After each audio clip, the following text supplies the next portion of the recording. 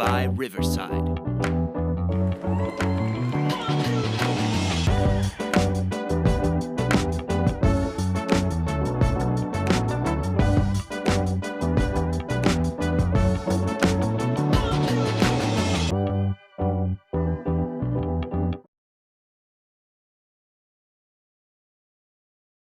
Hi, everyone. Thanks for joining us for another episode of Leadership Bytes podcast, where we share the inspiring and empowering stories of current and emerging women leaders across diverse career stages, industries, and backgrounds. Today, we are welcoming Danielle Duran Baron, who is the Vice President of Marketing, Communications, and Industry Relations for the School Nutrition Association. As I was preparing for this intro of Danielle, I was doing a little bit of research on her background, and I absolutely loved the bio that I found for her. Danielle describes herself as a disruptor, a change maker, a storyteller. Her professional expertise includes strategy, branding, marketing, multicultural communications, and diversity outreach, change management, and diversity, equity, and inclusion. She loves new challenges because they always bring endless opportunities to learn, to innovate, and occasionally to challenge the status quo. Danielle's experience spans government, nonprofit, and private sector organizations in the United States, Europe, and Latin America. Very, very excited to have you with us today. Welcome, Danielle. Thank you. Thank you, Camille. My pleasure to be here. Thank you. Okay, so let's jump right in. Why don't you tell us a little bit about your leadership journey, maybe really focusing in on a brief summary of how you got started in your field and what your trajectory was into your current role. Oh, I would say that for starters, it's been nonlinear. So I think it's a myth that you have this upward trajectory. And I think it can be a real disservice if you believe that from the get-go. I am a journalist at training. I got my bachelor's degree in communications and international relations in German, and my master's in journalism. And it wasn't until later that I went and I got my MBA in marketing. So when I was young, I was determined I was going to be a journalist. I entered NBC and all that. And then kind of life took me in a different route. I ended up doing financial journalism in New York for a while, and I figured out I didn't want to do financial journalism. That was not what moved me. I did a lot of freelancing on the side. I read a lot of teachers. And it was kind of like the everybody's story, the every man and every woman stories that were interesting to me. And so I, started to explore more and, got into marketing, did PR for a very large intellectual property firm in Brazil after doing, journalism, working for McGraw-Hill in the city of course in New York, and ended up at the British consulate in Rio doing business development, which was fascinating because they decided, the sectors. And I ended up with biotechnology and healthcare. And it was an interesting time in my life because a year or so before that, I had just been diagnosed with liver cancer, which was, obviously somewhat of a detour. But it got me really interested in healthcare access and emerging technologies because I heard very clearly from my doctor that, if that had happened 5 years ago, you had no chance. We just didn't have technology. You wouldn't be here. And so for the physicians that treated me, I have a lot of respect for them. But for the people that usually don't hear about, the researchers, right? That they're coming up with therapies and medicines and equipment. I mean, the equipment didn't exist. So that was really fascinating to me. And it was some of the best experiences of my life because it really brought together a lot of the things that I'm passionate about, bringing people of different backgrounds together. It was a sector that really interested me a bit selfishly, obviously. And it was also bringing new business to a whole country, and cool stuff from the UK to Brazil as a gateway to Latin America. So that was a fantastic job. Lots of traveling and meeting people. And the cool thing about that job is that you're working with a small manufacturer. Something started a company in the UK and they're ready to go overseas. And for whatever reason, they want to do it in Brazil, but you're also negotiating MOUs with GlaxoSmithKline. So Yeah. it runs the gamut and gives you a lot of experience, from the events that you attend and the people that you deal with, really like hands on all the way to the policy side. So it was really fascinating. I was back home and, I did my MBA there and I was set, I was going to go there. And then my husband and then all the plans that I had kind of took another turn and brought me over here.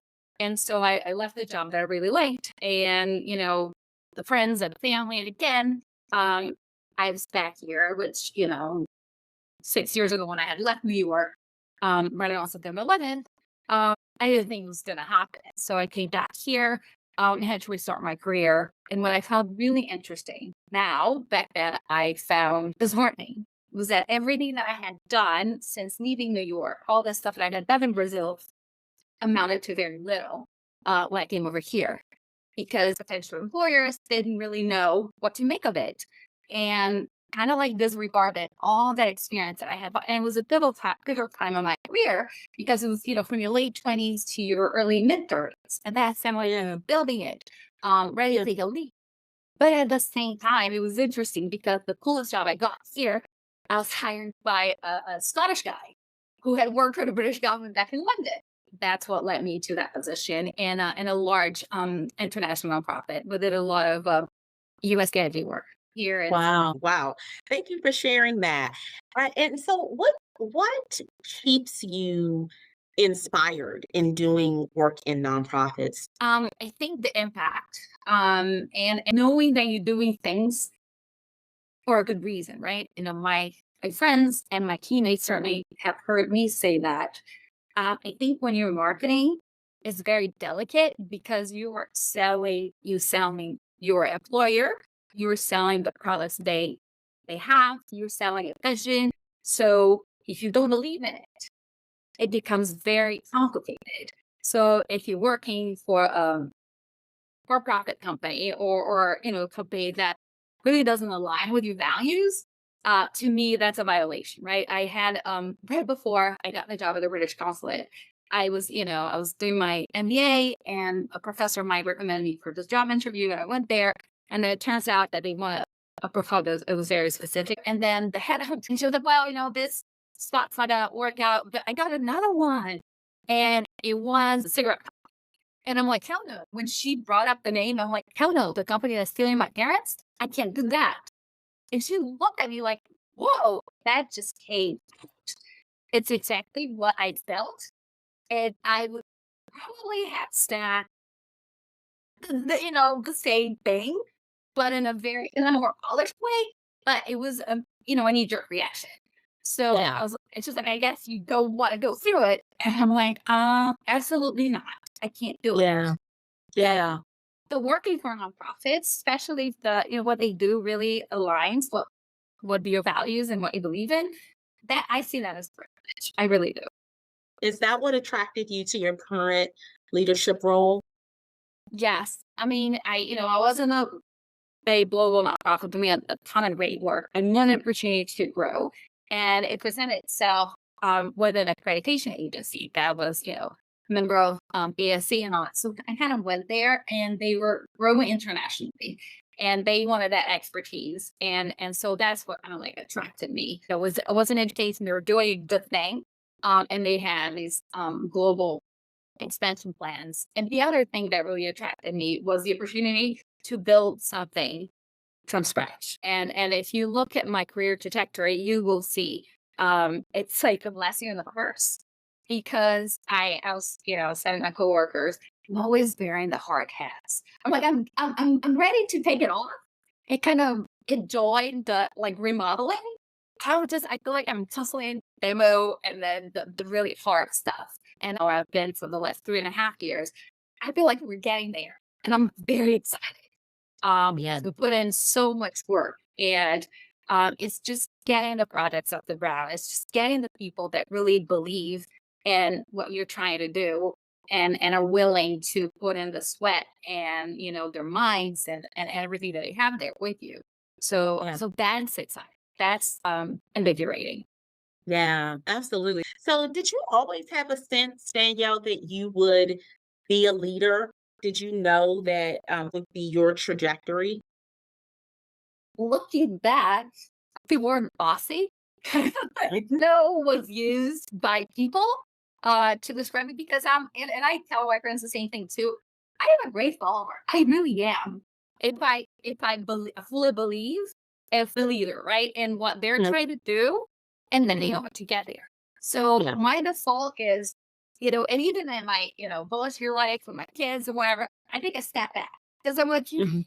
to give people a chance, right? And Yeah. honestly, you only have so much time, and I'm already involved with so many things. So my default said, okay, I'll step back and see where the chips may fall, and then I'll look to see who's gonna take on the leadership, and then I'll go that way. And and sometimes it works out, sometimes it doesn't. And then I'm not the one that's gonna let and that I actually had to learn because, it's like nobody's moving and I would just raise my hand. No, I'll do it. I'll do it. I'll do it. Um, and then it's exhausting because you're always doing it. And at the same time, you're denying the opportunity to others. And I'm an extrovert. Um, when I was younger, I used to say that I'm a shy extrovert. It's not like I'm always the one there raising their hand and wanting attention, but I'm really energized by people, by being around people. It doesn't exhaust me at all. It fuels me. So I was like, there's nobody here, so I'll do it. Like, just tomorrow I'm organizing this huge soccer outing, and I'm like, what am I doing this? Because the kids will enjoy it, and nobody else was doing it. So I hope, I'll do it. So in that sense, yes, when there was something to be done, and if there wasn't anybody immediately or, that was ready to jump in, it was me. Yeah, I can do it. Yeah, I know what you mean.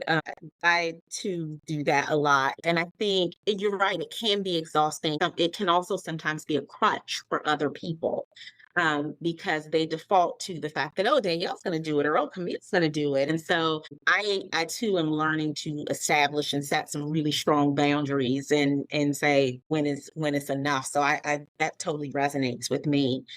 So you're leading three different areas in your current role. You have marketing, you have communications, you have industry relations, which are three really big things to do because the organization and the efforts, the sales, the all that doesn't move without you and your team. I would imagine. How do you prepare yourself for a leadership role like this? Sort of what was your roadmap for some woman that's listening and might want to someday do what you're doing? I think it's curiosity. So I told you I got my master's degree in journalism and I work in the industry. And that's like way back when. So it was in the early 2000s. I've been on the shift. And and right away, I'm like, I knew I wanted to do something with content. But I knew the industry was changing. So when I went to the intellectual property firm, I launched their website. It was the first website and it's fully bilingual in English and Portuguese in Brazil. So it was a lot of backhand was pretty different what we did, pretty innovative. So I knew that, I kind of had to get myself together and explore and widen my scope. So that's when I was like, okay, I got the journalism down, I know content and all that. My next step is I want an MBA. So where should I go? And I knew I didn't want to do finance because I didn't want to do that big of a pivot. But what's close enough, but still interesting enough for me, using the talents and more importantly, aligning with what I wanted to do for the long term. So marketing was it. And so I got my MBA in marketing to kind of like expand that scope. And after that, then I got my job and in the British government, there was a lot of business development, right? Because I was writing reports, I was doing market research, data, and then I was guiding these companies as they came to Brazil to, meet with these partners. And I was guiding the UK researchers when they come into Brazil to, to do this collaborations. And likewise, the Brazilian companies that were looking for new technologies when they went to the UK to find something that was fitting with their portfolio. So it was always kind of like, what interests me and what's going to make use of the talents I know I have. Because there was another thing that I've always known. And it varies for people, right? You have people who are like, I don't care how boring my job is. I don't know, a stress bonus or how unhappy I am. If I make X amount of money, that justifies everything. And as long as I'm making money, that's it, right? I'll do my best. I'll do everything I have to do to be successful, but I don't expect anything. I'm not one of those people. So it's very clear to me that you can pay me $1 million to do a job that I don't like, I'm not passionate about, that I don't feel like I'm making a meaningful contribution. I'll probably last 2 days. That's what I figured out and I'll walk out. So and that's another thing that towards, the later part of my career, I'm like, yeah, I'm not even gonna entertain because you can't when you see dollar figures, and everybody has made that mistake before. Yeah, Either because you want a bigger title or bigger salary, whatever, and you see that and just say, okay, I'll just do it. Um, yeah. and then you're miserable. And so how do you I imagine that in your role, because there are so many different business units that you oversee, you probably do your fair share of troubleshooting and problem solving. How do you approach problem solving as a leader? I think the first foundation, and it's much easier said than done, is to have a solid team, a good team. Because if you have a large department like I do and different sectors and a lot of people under you, and I tell them all the time, I need you to do your best because I can't do your job. I know Mhm. in rough strokes what entails, and I've done, pieces. Of course, people go out, people need help, I need intervene, I need troubleshoot, right? So you go in as, like I had somebody that had to take at a family, unfortunately, issue, and they had to leave kind of right away because it was sudden. And so they were like, okay, here's what I'm working on. So we triage, right? What needs to be done right now? What is critical? What's important? And what can wait? And so that's how we went about this. And, they returned and we're in a much better place. But I was able to go in and focus on what needed to be done to make sure that that wouldn't really hinder the whole department. Yeah, that's awesome. So, Danielle, you talked about something that I thought was really interesting at the outset of the podcast. You talked about being diagnosed with liver cancer. And I personally hold the belief that a lot of our personal challenges and triumphs are the things that help shape us as leaders, right? Shape us in every area, spiritually, just emotionally, every way, but particularly also in leadership and your approach to how you deal with people and all those other things. What was your journey like as a survivor of cancer, and how do you believe that it impacts you as a leader today? I think for me, and I was young when I was first diagnosed. I was trying, and I was kind of like, I was grateful that it happened early on because to your point, it can really make you think things through. So I don't have to be 70 to look back. No, this the crux of me is right here and at 28. So for me, and sometimes you kind of overcompensate. I 100% believe that people are good. Mhm. 100%. I saw that China saw strangers and, because I needed, it was like, I wrote a book about the whole thing, right? I needed so much blood. It was so sudden. Like I had never seen them before that didn't even know my family, overheard like a coworker or cousin, whatever. And these people stopped what they were doing and they went to donate blood. Wow. Right, and then, like, my family, I grew up Catholic, we're, very strong in our beliefs and, we don't go every, Sunday, but, yes, we go there when we need, but we have those ties, and so I will never forget, people that we didn't know showed up when, the, priest says one of our family that that this mess, the church, but we think that I had died because people walk into the church. Oh, People had, I had an amazing, I've been blessed every time I had a really big challenge in my life, something that was very serious. I had the most supportive bosses I could ever mm, dream of. So my boss, at that time said, anybody who wants to go see Danielle at the hospital, and I was there for a month, you can take a lunch break. It doesn't matter if you lunch break because we were in Rio, so there's a lot of traffic. It doesn't matter if it's 1 hour, 2 hours, whatever. I will, waive it. So Mm, that I had, and he went and stuff, so that I had visitors every single day at the hospital. that's awesome. I mean, That who is, does that, right? yeah, yeah, so powerful. And so, what do you think that, how has that impacted you as a leader today? How do you think that survival journey shows up in you as a leader in the way that you deal with your team? You think you never know what the process that people carry. And some people are like me. I'm very open, and people call me all the time. I'm interviewing for this job and I'm like cancer survivor, whatever. And I can't tell you what to do. I can tell you what I did. I'm very, strong on this.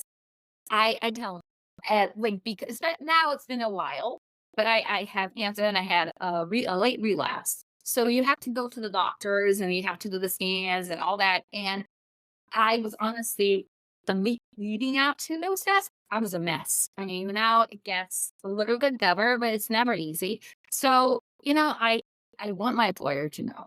And if they're not okay with that, then that place is not a place that I want to work at. So Yeah, like in my life, I think you have to be very honest. And in everything, like even I was younger, I was single, I had that even in relationships, right? So it's my life, right? There is nothing I wouldn't change anything about it, but there's nothing I can't change it. But other people have the option, right? If that's too much for you, you don't want to get married to someone that had cancer, had it again, and whatever, and don't. mhm, But mhm, so that's what we need to know. And then the same thing with employers, right? This is what it is. Now it's a smaller part of my life. It'll always be because PTSD is real. Um, yeah, you carry that with you. I was having this conversation when you see the disabilities, cancer's there. And it says if you have it or you've ever had it.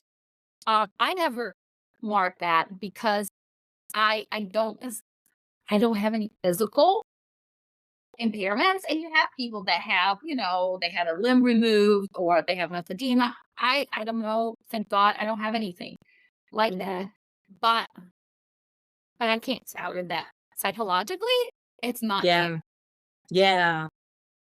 That makes a lot of sense. Thank you for sharing that. That's powerful, and I think, and what I'm hearing too in your response is that it sounds like you, are a fan of creating workplaces that, are safe spaces for employees and that champion transparency and honesty, which I think are tremendous values to have as a leader. So, yeah, thank you. I think your team's very lucky to have you. So, Oh, thank you. I'm lucky to have them too. yeah. So what are the two essential skills that you think leaders are most in need of right now, like in today's work? This one I had to think about a lot over the last few years because it's the first one I'm going to say. It is something that it's not natural to me. But I think introspection is a big thing Wow. Yeah. because especially in this fast-paced world, when you have to react and everybody's doing stuff. Everybody wants to be a leader. Everybody wants to be out there. Everybody wants to be on camera. Everybody wants to be on stage. And it's just like, you know, you need time to regroup with yourself. Um, and really think things through and evaluate, is this worth my time? Is this the right path forward? And that you can only get through introspection. Yeah. Because if you don't have that time for reflection to, okay, did I, you know, miss the bar there? Is there anything that I could have done better? Um, and so that's the only way you learn, right? So I think that is a big one. And I think Yeah. the other one, I think, and it's a to use it, right, is honesty, transparency, and vulnerability. Uh, but real, because I feel like vulnerability now because of Renee Brown and all that stuff. Everybody say they do it or whatever. But it's real. Yeah. And again, you know it when you hear it and you see it. So just being human, and so that the people around you know that if they make a mistake, you will support them because you're making mistakes too. And then sharing that with them. Well, my bad. I did act. I shouldn't have done that. And also, this is one of the things that I really admired about my boss when I first joined SNA. Was that she was very honest and upfront, saying that it was during the pandemic, so there was no playbook. Nobody was ready for it, and you had to make very drastic decisions. And her thing was always like, "I'm making this decision today, to the best of my abilities, with the information I have. To then, Mm. I reserve the right to change my mind should I receive contradictory information. Should Wednesday change? I am not going to die on this mountain because I'm telling you this is how we're doing it today." Yeah. So that gave everybody kind of a license to, okay, we'll do it. And also you will act, because the other thing that always, if I can't make a mistake, that decision is gonna drag on forever, right? And sometimes it's worse. Inertia is the worst possible thing. But by saying that, like I'm trying to do this right. I'm 100% I am. But I'm human. I might be making a mistake today. There might be something I don't know about. There might be some factor that's gonna get introduced here and it's totally gonna take us on a different route. Route, you know, if that happens, then I'll reevaluate everything and I will course correct. Um, I love that. I have to borrow that one. That is a very, very good tip. So thank you for sharing that. You mentioned earlier that you do a lot, like you do a lot of planning for, events and things with your kids, and you've written a book, and you are married, and you've got a lot. Well, you have a very, very busy job. How do you balance it all? Or would you even say that it's balance? Sometimes it certainly gets out of control. And with the volunteer, and then your kids are saying, do this. And then when the kids are saying something, you ought to pay attention. And especially with, the volunteer work, I tend to get on a lot. And I always say we get paid. It's Mhm. not money. And when I volunteer, the currency that I expect back is satisfaction. Oh, So I yeah. need to be 100% happy with what I'm getting back, where the organization's going. I got to feel that I'm making a positive contribution and it's going in a direction that I think is correct. Mm. And sometimes it's painful because sometimes, you know, people and organizations and things grow apart. Yeah. And that's when you not trust yourself. You know, once the money's not there, it's the other currency. You're getting it back. Or is it authentic? Or, it's going against things that you believe in. Or they're doing things that are detrimental to the community or the people you care about. And if they are, then you just have to. I'm a very strong believer in that you have to stand by what you believe in. And so if my values are not there, I tend to feel violated, and that's not a good place to be. And then you get out. Um, as hard as it is, very painful.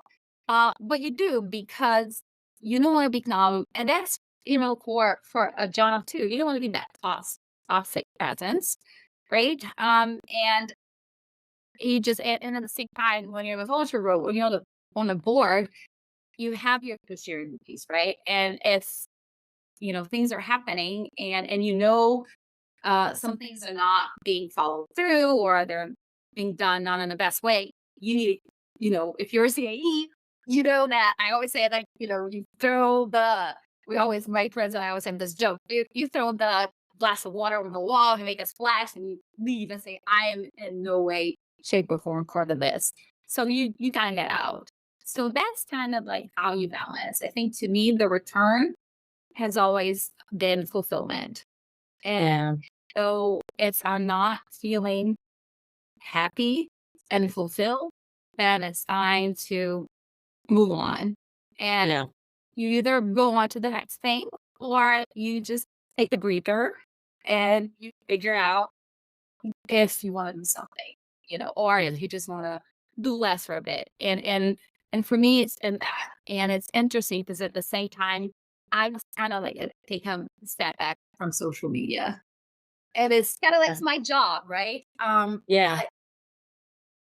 It was the same thing. It was not, and it is crazy because here's somebody who met her spouse through on the internet. They met them, right? Uh-huh. I've rented houses online. I had so many friends, but I felt that the balance was off. The time Yeah. sucking out of my life wasn't worth what I was getting back. So Yeah. I'm still there, starting my job, and I like LinkedIn. But I don't spend as much time as I did because it wasn't to me it wasn't inspiring anymore. And then because I have this brain that has to be busy, I went back to Duolingo, and my kids are like, "Oh no," because I'm very competitive. So now I have to deal with Diamond League, and they were like, "No, don't do this to her."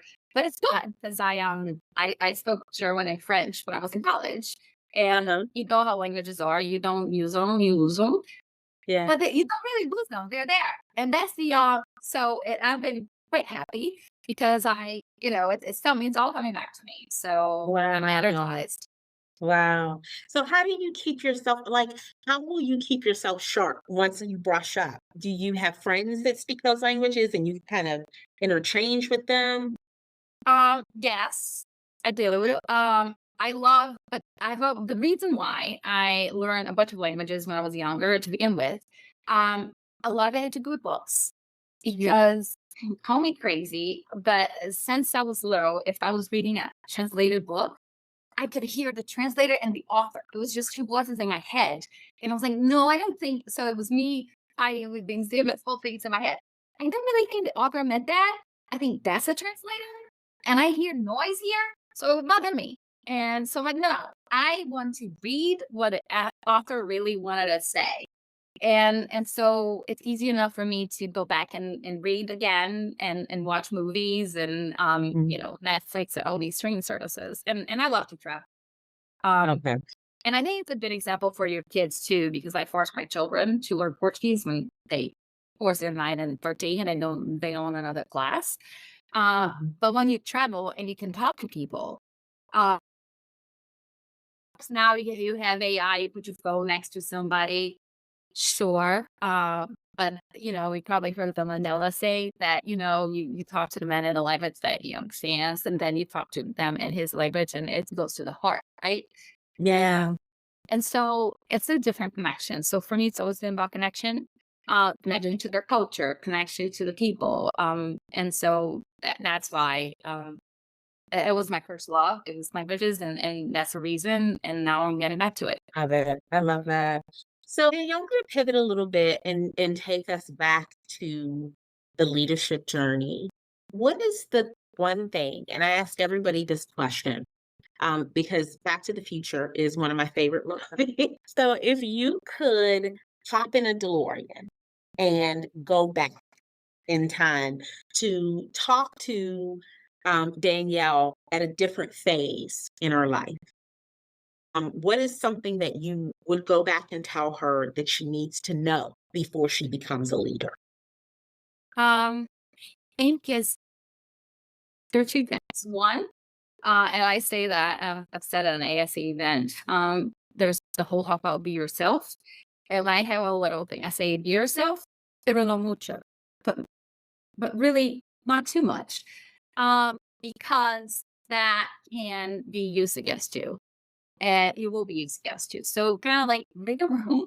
I'm not I'm very authentic, but I think at times it backfired a bit for me. And so most of the time, I don't think I would have done it differently. But those go with your eyes wide open because there is absolutely a price that you're going to pay.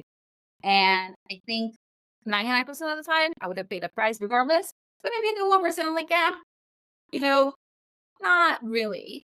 And the other part is, again, people keep telling you, be focused and laser focused and know what you want. And that has been me since I was born. I do know it's bullshit. Nobody in my family spoke English. Nobody, I found my way here, which is great. But I also feel that I missed out on some opportunities because I was like, it's this or nothing. So Yeah. I remember I was on a plane once and this guy was sitting next to me and he happened to be a recruiter for a huge investment bank. And he's like, oh my God, I see all these fingers, blah, blah, blah. And being star him, I said, well, thank you, but I'm not interested. I'm not gonna contact you. It's really nice meeting you. Why not? You know, Yeah. I probably wouldn't have been a good fit, but at least if I had researched a little bit, I would have known. So now, Yeah. 40 years, later, you and I wouldn't be having this conversation because I would have said, oh, that was a terrible thing that I did.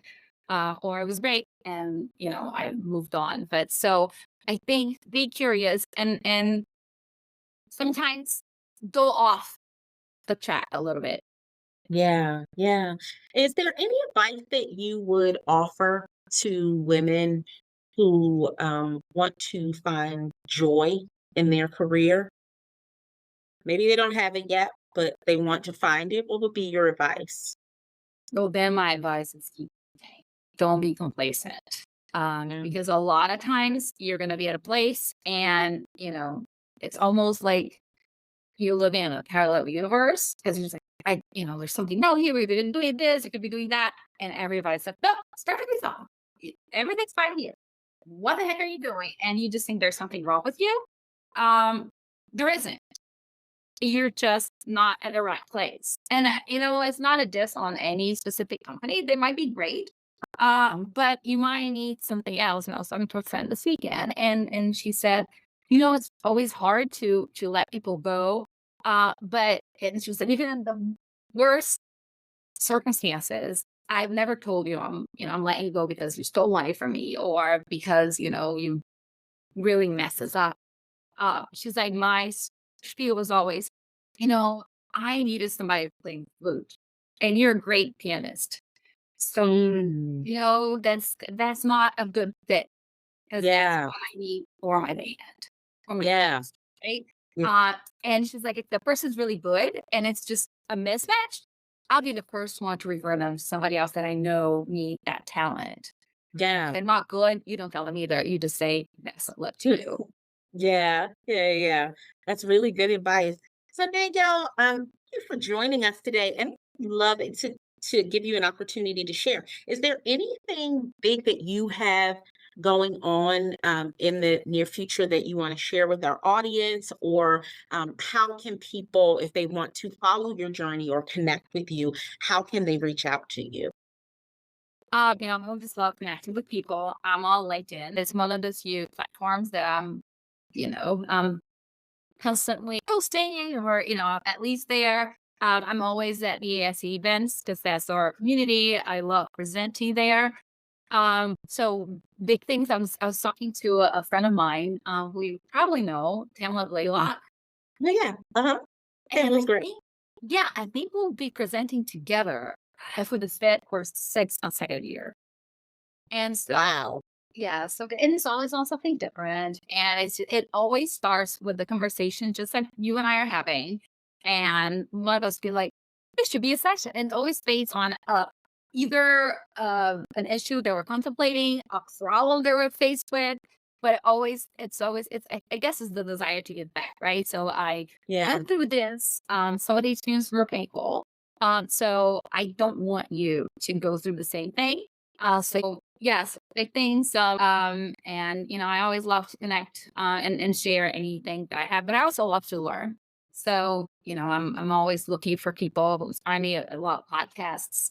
Yeah. Well, thank you for gracing us with your presence today. This has been a wonderful, wonderful chat. And I learned so many amazing things about your background that I did not know. So this has been a learning experience for me as well. So thank you so much. I have long admired your work. I am not ashamed to say that even when I have been in roles, I have reached out to you occasionally for some advice. You have just been always gracious and willing to pour into people. And I love hearing so much about your journey and seeing you thrive in different spaces. I just believe that that's that goodness that you give out continually coming back to you. So I appreciate you very much, and I was so honored to have you with us today. So thank you for joining us.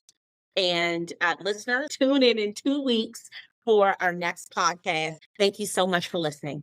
Until then.